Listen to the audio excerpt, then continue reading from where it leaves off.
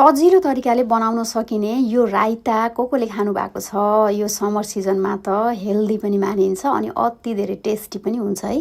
कुनै कुनै खानामा त राइता नभएसम्म त्यो खानाको स्वाद पनि आउँदैन। राइता भनिसकेपछि काँक्राको मात्रै नभएर अरू चिज पनि मिक्स गर्न सकिन्छ। मैले चाहिँ यहाँ आज काँक्रा अनि त्यसपछि प्याज लिएर कोर्दै छु। यो सिम्पल वेबाट तयार हुन्छ, खाँदा पनि टेस्टी हुन्छ अनि समर सिजनमा चाहिँ यतिकै बनाएर मजाले यो सलाडको रूपमा खाउँ भन्दा पनि एकदमै मिठो हुन्छ।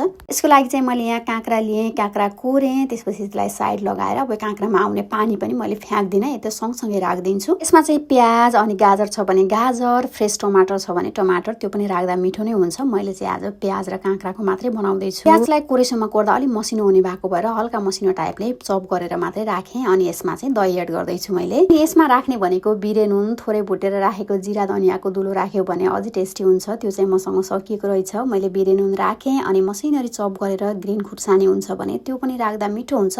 यसमा चाहिँ मलाई पुदिना राखेको एकदमै धेरै मनपर्छ अनि पुदिना राखेँ। अब यसलाई नजानी यतिकै खाँदा पनि हुन्छ, तर मैले चाहिँ थोरै यो तोरीले तड्का दियो भने चाहिँ अझै धेरै टेस्टी हुने भएको भएर तोरी राखेँ। मैले बिर्सेर थोरै बेसार राखिहालेँ, बेसार नराखेको राइता बन्छ खासमा। तोरी र खुर्सानीले मात्रै जानेको राइता अति धेरै टेस्टी पनि हुन्छ। ल हजुरहरू पनि ट्राई गर्नुहोस् है यसरी, मनपर्छ भने।